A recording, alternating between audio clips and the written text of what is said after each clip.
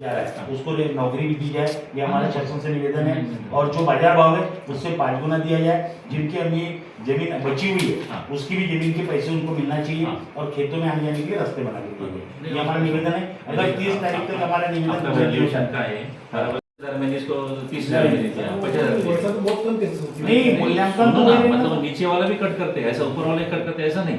अच्छा, आप समझे ना सर बोलिए की जो जमीन है सर शहर में उसका 93 लाख रुपए अभी गवर्नमेंट रेट है, वहाँ पर 23 लाख रुपए ही हम गवर्नमेंट रेट है।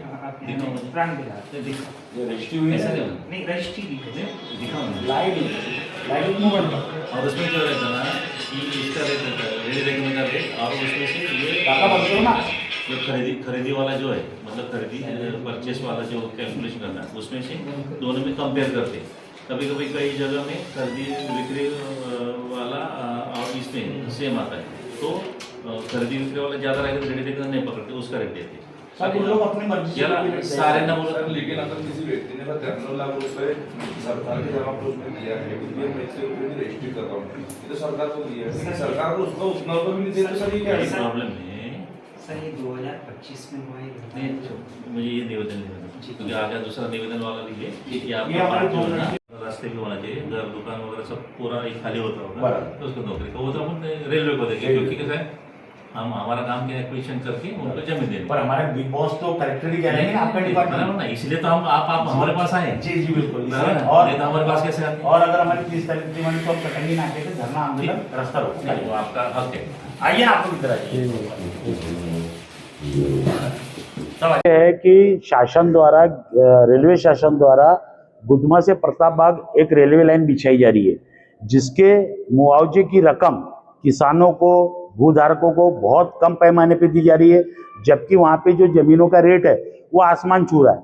शासन के नियमानुसार भी वहाँ करोड़ों रुपए एकड़ का रेट है, वो 26 लाख रुपए हेक्टरी, 7-8 लाख रुपए एकड़ के हिसाब से वो रेट दे रहे हैं, जो कि हमारे पे बहुत बड़ा अन्याय है। हमारे किसानों को, भूधारकों को, जिनका मकान जमीन प्लाट जा रहा है, सब भूखे मरने वाली स्थिति है।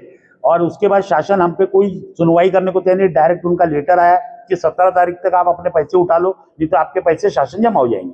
ये हम पे अन्याय है।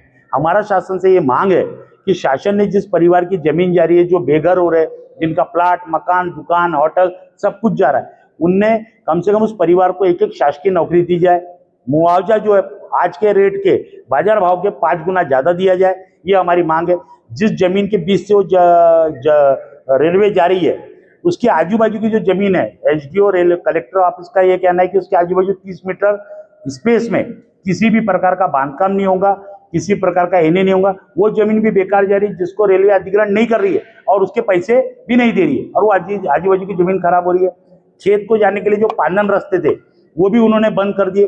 तो अब आने वाले दिनों में किसान या कोई भी भूधारक अपनी जमीन पे कैसे जाए? कल एसडीओ साहब को ज्ञापन दिए, पूरे 400-500 किसान थे। आज हमने खासदार प्रफुल्ल भाई पटेल, खासदार राजेंद्र जैन, विनोद अग्रवाल, यहाँ के आमदार साहब, इनको ज्ञापन दिया। अभी हम कलेक्टर साहब को ज्ञापन दिए। हमारा कहना है कि 30 तारीख तक अगर हमारी मांग पूरी नहीं होती है तो हम 31 तारीख को कटंगी नाका बालाघाट रोड हाईवे पे चक्का जाम पूरी किसान करेंगे, और उसके बाद जरूरत पड़ने पे हम भूख हड़ताल पे बैठेंगे और जरूरत पड़े तो हम आत्मदाह कर लेंगे। लेकिन हम अपनी जमीन इस तरीके से जाने नहीं देंगे।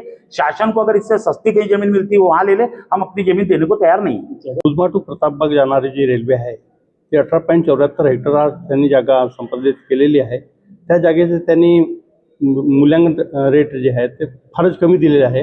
माझ्या मते त्यांनी कमीत कमी 6-7 पट त्यापेक्षा जास्त दराने रजिस्ट्री केलेली आहे, ते दर आजही मिळत नाही। आणि त्यांनी मागे मध्ये कोरोना काळचा जो रजिस्ट्री आहे त्या काळचा त्यांनी गृहीत धरलेला आहे। आमचं असं निवेदन आहे की त्यांनी कमीत कमी 3 करोड रुपये एकर किंवा ते बाजार मूल्याच्या भावाने आणि त्यापेक्षा 4 पट 5 पट ही रक्कम मिळाली पाहिजे, ही आमची मागणी आहे। मागण्या पूर्ण झाली तर आपण काय करणार? मागण्या पूर्ण नाही झाल्या तर आत्मदहनाशिवाय काही उपाय नाही। बस आता त्यांनी एक तर जागा घ्यावी की आमचा जीव घ्यावा, यापेक्षा काही दुसरा उपाय नाही।